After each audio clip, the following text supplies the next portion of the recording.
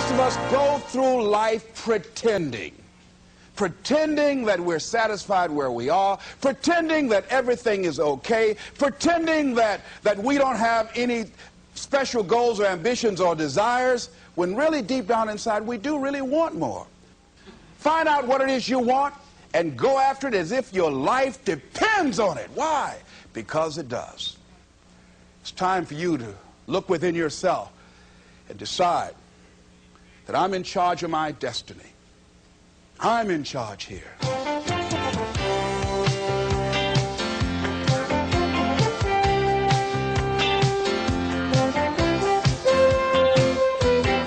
Les Brown believes that you have the power to change your life, and he knows what he's talking about because he's done it. Les and his twin brother grew up on the tough streets of Miami's Liberty City after being adopted at the age of 6 weeks by Mamie Brown, a single woman with a big heart. Les still calls himself Mamie's boy. She expected things of him, so he graduated from high school, although he'd been mistakenly labeled mentally retarded in grammar school. And he built himself a successful career as a fast-talking disc jockey, although he had no radio training. And he became a community leader and was eventually elected to 3 full terms in the Ohio State Legislature. Along the way, Les developed a hunger for reading and self-improvement that led to his speaking career. Today, he spends his time enjoying his family, relaxing and being with his 6 children, and giving about 200 speeches a year, which focus on helping people find ways to overcome the obstacles they face in their own lives. Thank you. Thank you very much. How many of you thought about some things that you know that you deserve or you want out of life or you would like to enjoy, experience, and you found yourself blocking yourself? Raise your hand if that ever happened to you before. All right, very good. Here's what I want you to do. Shake somebody's hand on your right and your left, and here's what I want you to say. Whatever you're seeking, it's seeking you. It's seeking you. You can have it. You can have it. Give yourselves a round of applause, all right?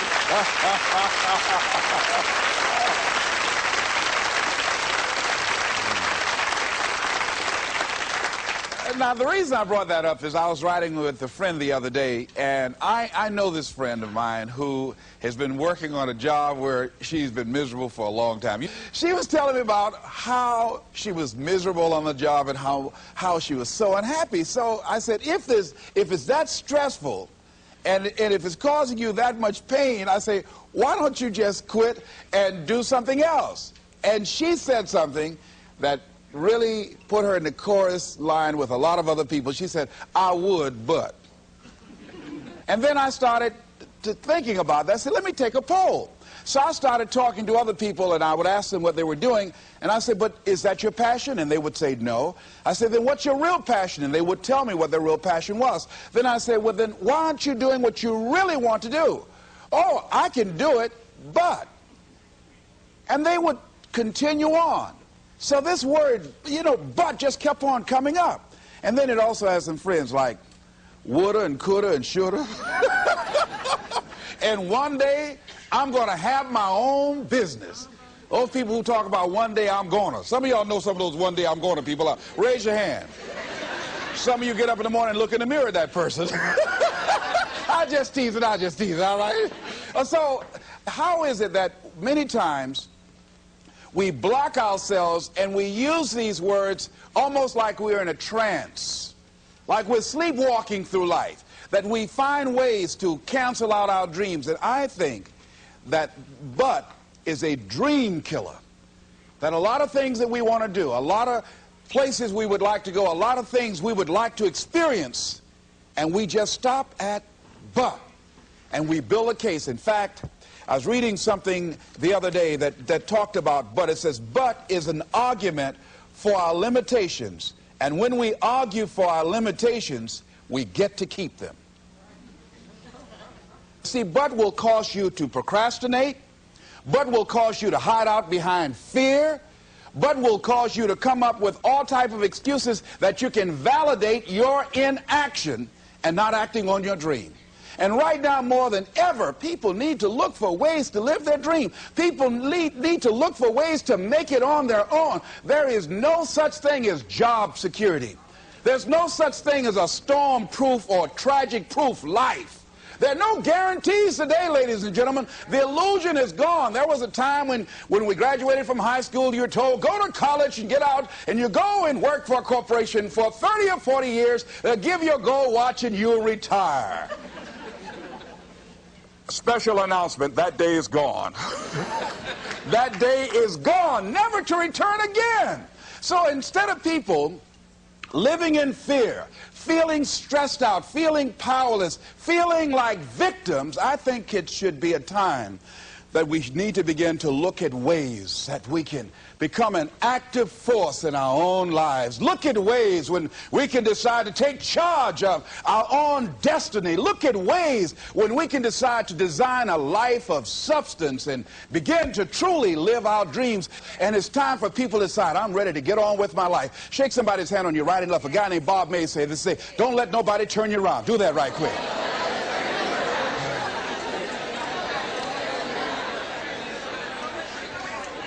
Now, you know, a lot of people say, I'm going to live my life one day when things get right. When I get all my bills paid. When I get my feet on the ground. I say, what have you been walking on? See, there are no problem-free moments. A guy named Dimples had a record one time called, If It Ain't One Thing, It's Another. And I say, if it ain't one thing, it's 12 others. Always something there to build a case on why you can't move on, why you can't grow to the next level, why you can't begin to manifest your greatness, why you can't begin to live life on your terms. Always something there to block you, to keep you where you are, and keep you from beginning to develop your true greatness. Always some fear. How do we handle it? And I'm saying that if you've been hiding out behind but, if you've been using the fact that you don't have enough money or you don't have the education, take it head on. Go get the education.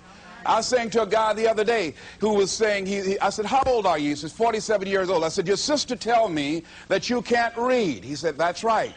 I said, why? Well, you know, I didn't go to school. I said, excuse me, how old are you? I'm 47. 47? Yes. And you can't read or write? Yes.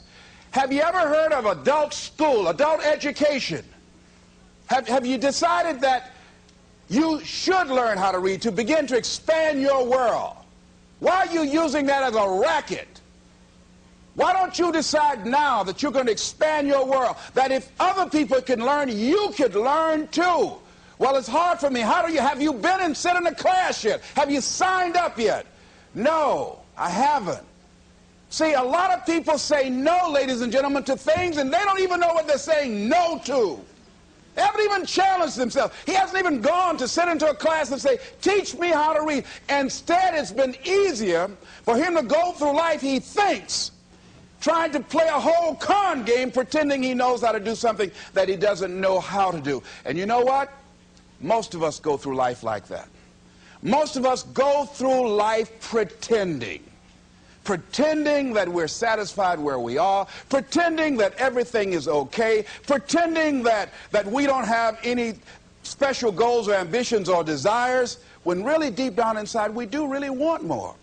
But if you look at our behavior, if you judge based upon what we do, that really will tell you some true stories about people, because you have to judge a tree by the fruit it bears, not the fruit that it talks about. See, a lot of people pretend that they want more out of life, but all you have to do is watch their actions. That will tell you something. So I used to pretend that I wanted to lose weight, but how could you tell I was pretending? Watch me when I have a piece of sweet potato pie.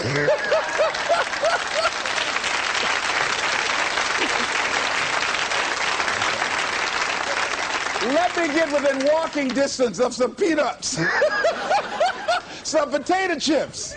See, I was pretending that I really wanted to lose weight. No, all you do is watch what I eat. I'll tell you what I'm seriously committed to.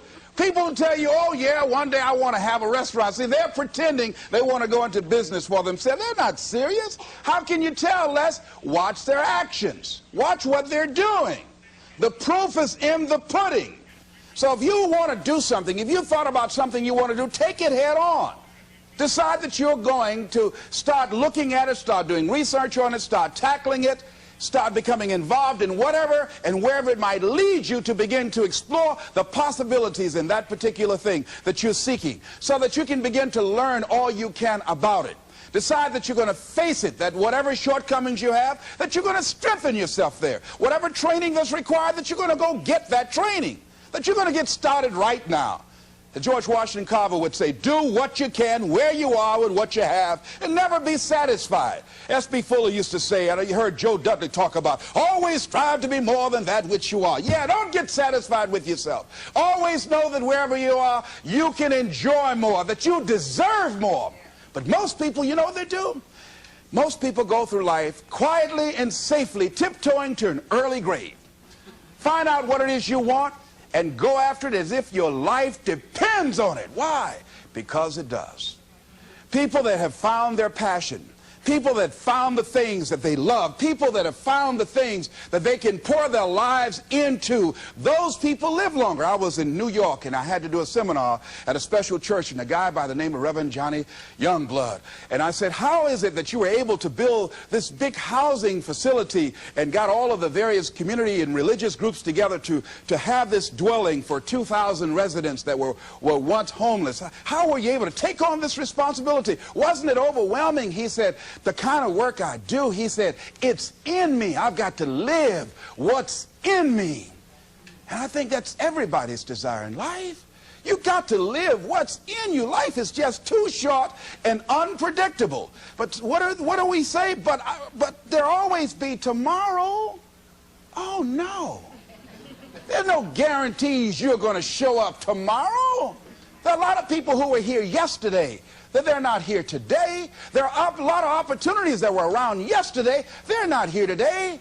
Oh, you can wait, but you know what Abraham Lincoln said? Well, good things might come to those who wait, but only the things that have been left over by those who hustle.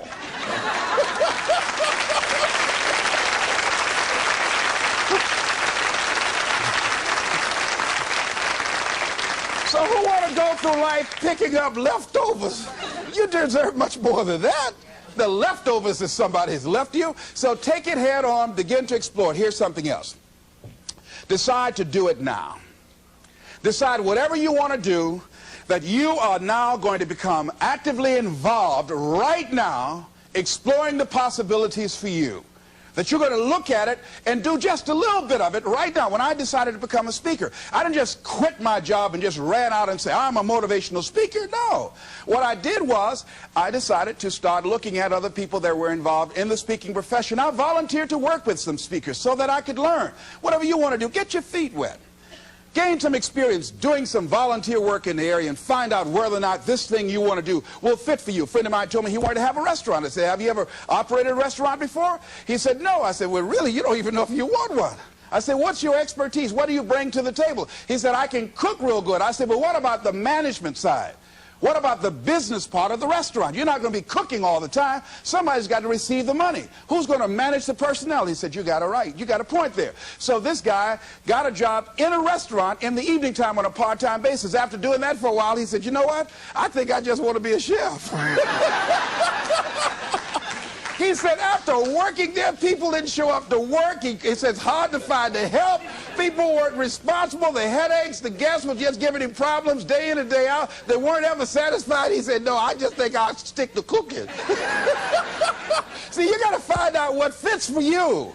Because you might decide that after you go up in there and examine it and experience it and get some experience under your belt on it, well, you say, this is really not what I want. This does not fit for me. So decide that you're going to do that. Now, John H. Johnson said something that's very important. He said, there's no defense against an excellence that meets a pressing public need. See, whatever you decide to do, look at it and find out what is it that I have that I could bring to the table that can begin to enable me to ensure that I could be successful in this. Where is the opening for you? There's room for you out here. Out here in the arena called life, there's room for you to come out and live your dream. Don't allow but to keep you in the corner or keep you up in the bleachers looking at life, being a spectator, not being a participant, making a difference in life. I believe that all of us came here with something. All of us showed up to give something, and that nobody but nobody's going to give that service that you have to give. No one's going to produce your product. No one's going to write your book. No one's going to open your academy. No one's going to begin to create your daycare with a special curriculum to help to cultivate the high self-esteem in our children. That's your idea. And if you don't bring your idea out here, when you die, all of us will suffer because we've been deprived of your genius because you allowed butt to keep you in the bleachers and not pursuing your greatness. You take it to your grave with you. And that's what most people do. I think that's why the guy said that many people die at age 21 and don't get buried until they're 65. They're walking dead. You can tell them by the way they walk. How they look in the face. When they speak to you. I was giving a speech at this high school, and a lady came after school. She said, "Mr. Brown, I want to talk to you about my son." I said, "What is it?" She said, "He's not motivated." I said, "I wonder why."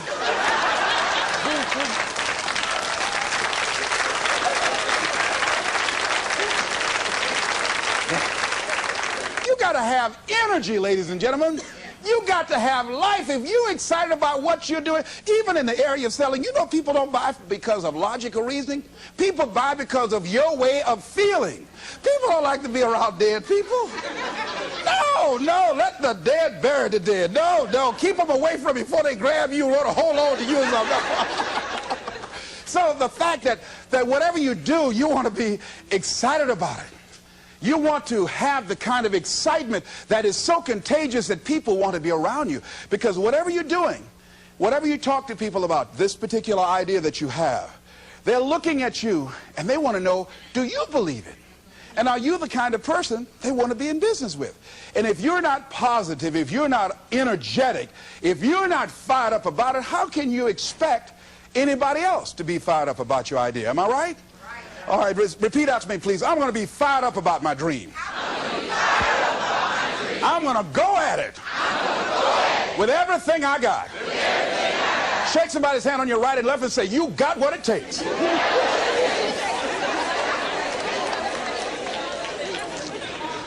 There are a lot of people who say, "But I tried once or twice and it didn't work out." And so they use that as an excuse not to ever come out again. Guy said, if at first you don't succeed, you're running about average. So if you have come out here with an idea and it didn't work out 2 or 3 times, well, that's all right. You're running about average. You know, I heard something, a jarring question. It says, why is it that people prefer known hells to unknown heavens? You know why? Because it's comfortable, ladies and gentlemen. I remember I was in a service once, and I heard Dr. Johnny Coleman give this example. She talked about a man who had been captured behind the enemy lines in a war and was sentenced to be killed or another option.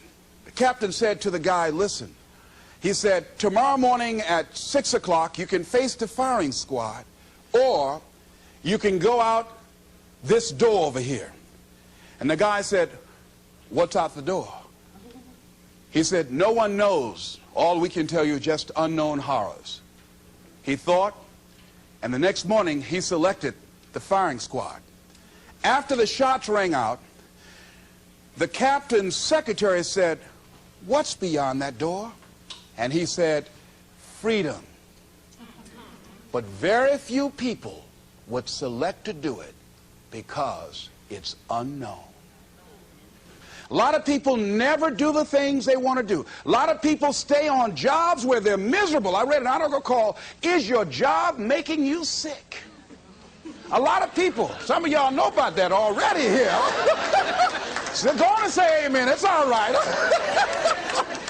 That one lady told me, she said, when I used to go to work, she said, when I stepped in the door, it felt like a refrigerator dropped on my shoulders.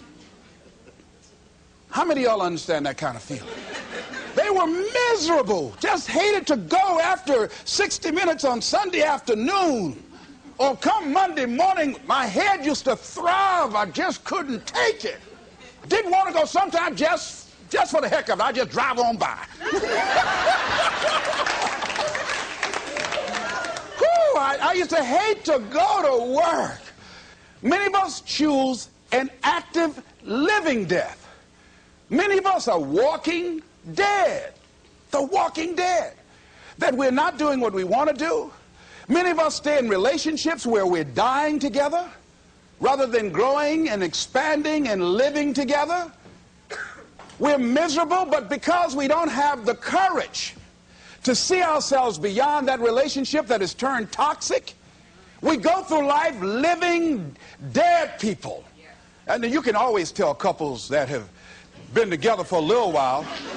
Go in a restaurant, the ones sitting side by side, giggling and talking to each other, feeding each other with their fork and spoon, they just got together for 1 week.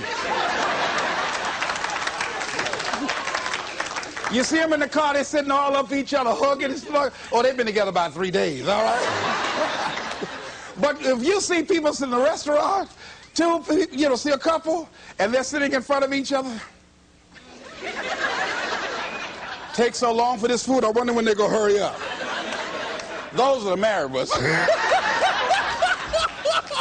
But what if I know people have been married for years, living in 2 separate rooms, sleeping in 2 separate beds? Well, it's cheaper to keep it. Not necessarily. It's according to the price you want to pay. See, the price of peace of mind, the price of living the truth, of being honest with yourself and say, wait a minute, it's got to be more than this. So you've got to decide, wait. Even if things don't work out, even if I experience defeat or failure, that does not make me a failure. It's a difference between failing and being a failure. If things don't work out, if you don't produce the results you want, that's all. But don't confuse who you are with the results that you produce. I used to be a state legislator in Columbus, Ohio. And I remember once I was going to introduce some legislation on the floor, and after getting that legislation passed, a guy came up behind me, and he had some legislation that I opposed him on that. And I was about to stand up to debate this guy, and the guy next to me said, excuse me, don't debate that guy. Why? Do you know who that is? I said, no. That's Will Kosky from Toledo. That's a bad dude. He's a lawyer, Les. That man can debate. I don't care. I'm Les Brown, Mamie Brown's boy.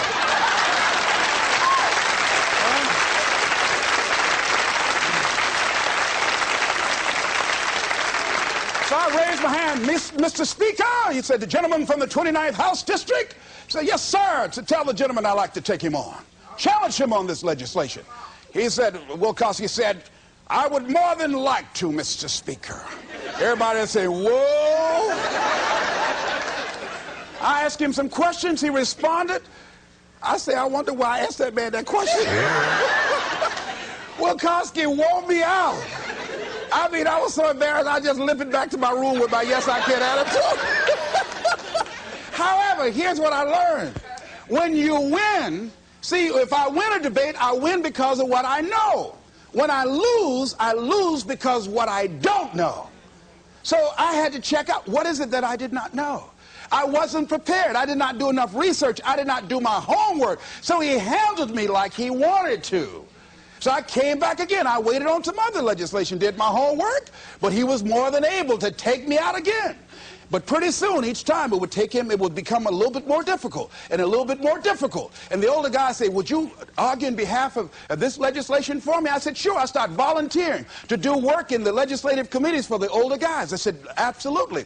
And the more I did it, the better I became. And then people began to start respecting me. And when I would ask and say, Mr. Speaker, I'd like to speak on that bill, some guys' lips start trembling and stuff, like Jimmy. Wait a minute. Is there anything wrong?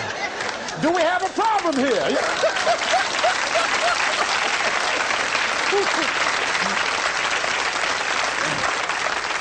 But if I wasn't willing to be humiliated, if I wasn't willing to allow myself to be embarrassed, if I wasn't willing to be debated and defeated, if I wasn't willing to look at it and say, well, I'm just not good as I'm going to be. You know what that lady say? Lord, I ain't what I want to be, ain't what I'm going to be, but thank God I sure ain't what I was. Doesn't that make sense?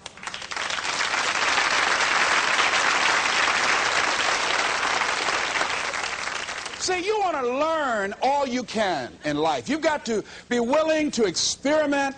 You've got to be willing to learn to dance with life. You know, Larry DeAndre said, if you don't learn to dance with life, life will pass you by and get another partner. I'm saying you're going to have to dance even if you don't want to. You're going to have to dance with life. So you might as well learn you some steps, because it's going to drag you out on the floor anyhow. So you better get out there and try to do the twisters. Try to do something. Say, life is just looking all right. Because life going to put some knots on your head anyhow. I mean, he'll come up in the bleachers and slap you before everybody. That's why. That's called life. No one is immune. Just think, just over a year ago, everybody's talking about Donald Trump. He was a darling of America, the American dream fulfilled. Just over a year ago, less than 2 years, everything that people were bragging about, this wealthy, invincible American figure, look what has happened now. Everybody, no one is exempt from that. I was talking to a friend of mine by the name of Maria. And Maria, who was diagnosed as having muscular dystrophy at age 15 and wheelchair bound, figured that enough had happened to her. She was somewhat immune, she felt, unconsciously, from any more accidents or misfortunes in life. Her wheelchair malfunctioned. She fell out, suffered a closed head injury, almost went blind, lost her memory and concentration for a long period of time. She said, on that day, Les, I decided to live. I said, why? She said, life is about today. She said, I felt because what had happened to me, I was exempt somehow. No. Life will knock on everybody's door. I don't care who you are, care how nice you are. Life will come get you. People will dislike you because you're nice. Oh, she thinks she's nice. She's some Miss Goody Two-Shoe. People will dislike you because you look better than they do. Because you have more than they do. They'll be envious and make up lies about you and attack you. Be envious of you. Why? I don't know. That's the way they set it up. I don't know. I don't even ask any questions. That's just the way it is. That's the way it is. Handle it. And that's what Maria said. Les, I'm going to live. She said, and they told me I was going to go blind. I said, wait a minute, can you imagine me around a shopping center in a wheelchair and a walking dog too? Oh, no. She said, I'm going to see, Doc. I've got to. And she can see today. That willpower, that determination, very positive, upbeat person. I say, but don't sometimes you feel sorry for yourself, and don't you wish you had the capacity to do what other people do? She said, I don't waste my time comparing my condition with other people, one. And she said, people that suffer from a lack of motivation suffer mainly from a lack of self-appreciation. She said, I know that I have value, and the fact that I'm in a wheelchair doesn't make me any less of a human being who can contribute something to life.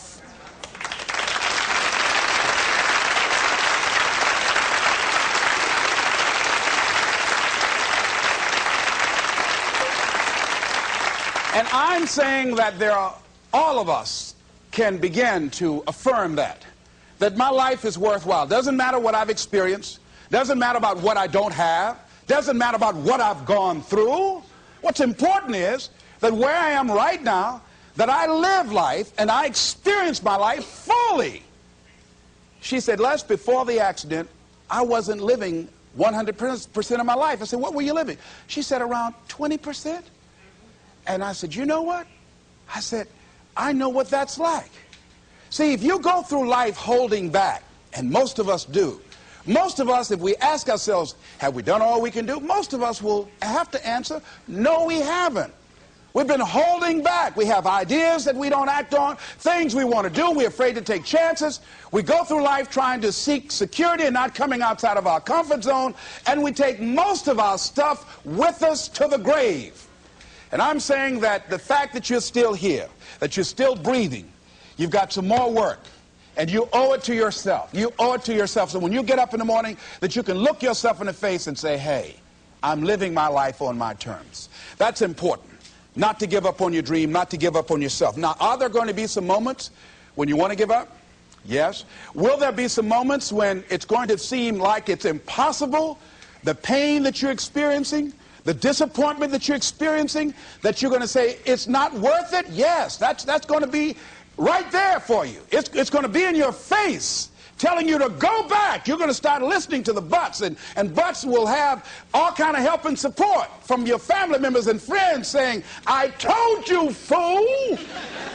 You're going on to this positive thinking stuff. Look at you now. Bet you wish you had that job now. Remember, I lost my job. I was very controversial in Columbus, Ohio. I was in broadcasting. Lost my job, and here's what I learned. That you've got to immediately start using your energy positively. The old folks used to say, an idle mind is the devil's workshop. That's real. I mean, when I didn't have anything to do, my mind used to say, you better go back and get your job. Why did you just shut up? Always running your mouth. Quack, quack, quack, quack, quack. Why did you just hush? You'll be working right now. Broadcasting was all that I knew. And that was my life. I love talking to people, and I love playing the records. Used to come on there, look out, this is Les Brown. All right, get up, face these, raise your right hand, throw your head back, put your teeth in and say, I am somebody.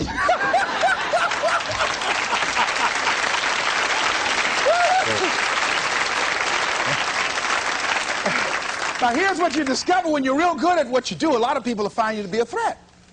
They won't hire you. Oh, they want people in there they can control or dominate. So if you're a high-powered person, sometimes that can be a liability for you. So it was difficult for me to get a job in broadcasting. Did not get a job in broadcasting. Had to take another route. Had to begin to use my talents and abilities in another area. Wherever you are right now, I'm saying to you, you've got at least 3 or 4 or 5 talents that you are not even aware of right now. And you'll never be aware of them unless you come outside your comfort zone and challenge yourself to develop your talents and abilities, to see what it is that you might have a knack for, that you haven't discovered as yet. See, most people never discover their true potential or their other talents and abilities because they figure that they're one-dimensional. And they don't try and stretch themselves and learn more. Guys say, he who learns the most earns the most.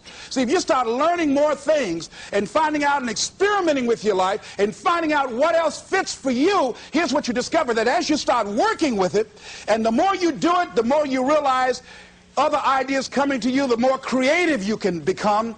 And then you say, wait a minute, you know, this comes much more easily than I realized. I've developed a knack and a style for this. See, a guy said to me, he said, if you develop your gift, see, you like to talk, you like people. I said, yeah. He said, if you develop your gifts, he said, your gifts will take you a long ways in life. And ladies and gentlemen, because I decided, so I used to be a jack of all trades and master of none. I tried to do everything. I used to be a disc jockey, state representative, community activist, used to do public relations work, used to promote shows, used to be an MC in a nightclub, used to own a nightclub, the Pink Pussycat in Columbus, Ohio. I did everything, sold insurance, you name it, door-to-door salesman. I did it all. But finally, I decided to focus my energy. I looked at all my talents and abilities. I said, well, I've got to just find what's my one thing, what's my trump card, what's the one thing that I do better than I do anything else. I said, well, I like to do a lot of things. I like to promote, I like to MC, I like to talk, I like being a disc jockey, program director, I like being a community activist, I enjoyed being a state legislator, but I had to find one thing, and I found that one thing. I decided I was going to develop myself as a speaker. And I started following other speakers around. I started doing research. I would read about Marcus Garvey, Frederick Douglass, Booker T. Washington, Winston Churchill. The truth is incontrovertible. Malice may attack it, ignorance may deride it, but at the end, there it is. Carlyle, truth crushed to earth, shall rise again. I would follow Dr. Otis Moss. I read what Dr. Martin Luther King said. He's the greatest preacher in the world. I used to follow him. Of Charles Adams out of Columbus, out of Detroit, Michigan. Any great speakers, I would follow them and watch them. I'd be in the back just checking them out. Used to watch Billy Graham on television, turn the volume down to watch his hand movements because he's so expressive with his hands. I just became a student of the area that I wanted to become involved in. I would go to the motivational rallies, join the National Speakers Association, and watching all these guys, and then I would work and practice in other areas and developing my own style. Sometimes I would imitate other guys, and eventually what you'll begin to do is that you emerge and develop your own style as you do it and work with and work with and work with and work with it. And I say to you, that is so exciting. People that are working on their dreams and developing themselves, they have a different kind of walk. have different kind of energy. You can tell in the tempo of their conversation, they walk differently. They have a lot of energy. They have a glow about them. People that aren't working on their dream, see, you can tell in how their movement, their body language, their voice conversation, they're real slow. Hey, I'll just call. I wasn't doing nothing. Thought I'd call you. Well, don't do that over here. They look at a lot of television. What's on? I don't know. I'm just looking. You know? No, you got to watch this. You don't want to be like that. You want to actively be involved in creating life and making it exciting for you. See, if you watch the news all day and read what's happening in the newspaper, you'll be scared to come out your house. Am I right? You'll be scared around here.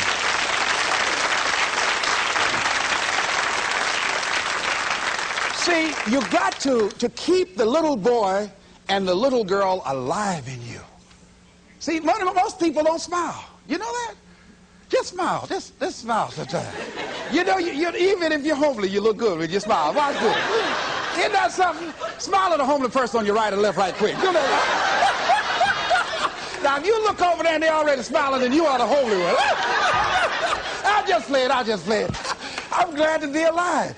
And so, I feel like that. You know, Robert Elliott, who's the head of the cardiology department at the University of Nebraska, he suffered a massive heart attack. And he was in the hospital for 3 months. And while there, he reflected on his life after this near-death experience.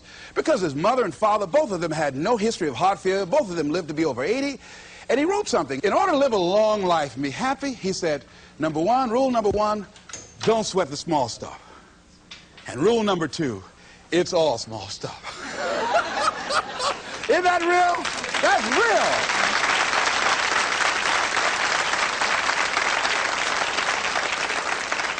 See, if you're working on your dream, sure there are going to be times you're going to want to give up. Sure there'll be times in life I'll knock you down and catch you on the blind side. But the challenge is to hold on. And if you hold on tenaciously, I say the universe is on your side. A way will come out of nowhere. Someone will step forward and help you. Just a blessing. Who are you? I don't know, but thank you for coming. Hey.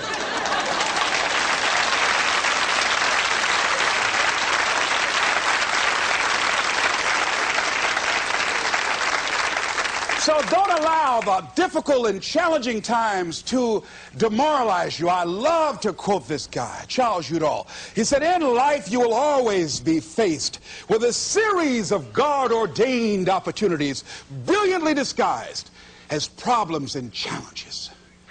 And I'm saying, in your hands, you have ideas. You have been given something to bring to the universe that was not here before you showed up. See, nobody, ladies and gentlemen, is going to give Les Brown's speech. This is my speech.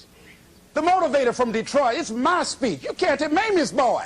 You can't take my speech. No, you got to go get your own speech. You can't come up here and take my speech. No. So I'm saying to you, can't nobody take your good? See, that which is meant for you has your name on it. No one can take your good from you. That's you. That work you've been given, that idea that you've been given, if you don't come out here with that idea, no one's going to bring your idea out here.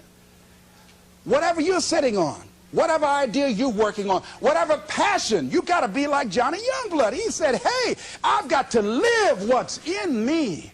And let me tell you, I'm happier than I've ever been in my life. Why? I got peace of mind. You can't even put a price tag on that. I'm doing what I'm supposed to do.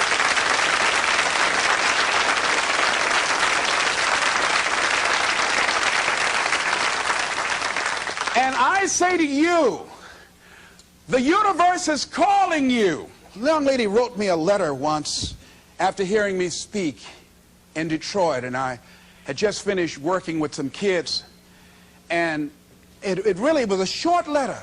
It was a short letter, but powerful. And the letter read, she said, the voice of greatness has called me, and I'm afraid to answer. Ooh. I felt that. I know what it is not to answer. See, I could have been doing this years ago, but I was afraid to answer. I had these buts that I was hiding behind. Like Gideon, I didn't want to come. Not me, not me. I'm not good enough. I'm not. Wait, let me get ready. Let me get ready. You know, you ever seen those perpetual students? Oh, let me get ready. Let me get ready. Got a friend named Carolyn, been going to school 10 years. Got all kind of degrees. Ain't doing nothing in life. You know, I'm saying answer your call. The universe is calling you. Here's something about life. You can't get out of it alive. Hello? You can't get out of life alive. Live now, like Maria said. Live your dream now. So, the other night I had a funeral, and I don't mind doing it again. We buried Bud. We said, Bud, you won't have no place in our lives no more. These dreams you've been killing. Oh, Bud, you ain't gonna kill no more dreams up here. Everybody repeat after me. Bud, get out of my life. I don't need you no more.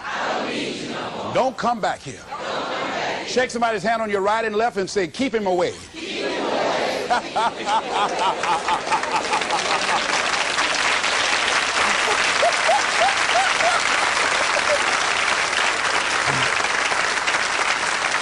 So finally I say, look at your life and decide that my life is beautiful, that my life is meaningful to me. I'm not exactly sure what I want to do, but because my life means so much to me, and there are no guarantees in life, I'm going to live as much as I can each day. I'm going to do what I can where I am right now.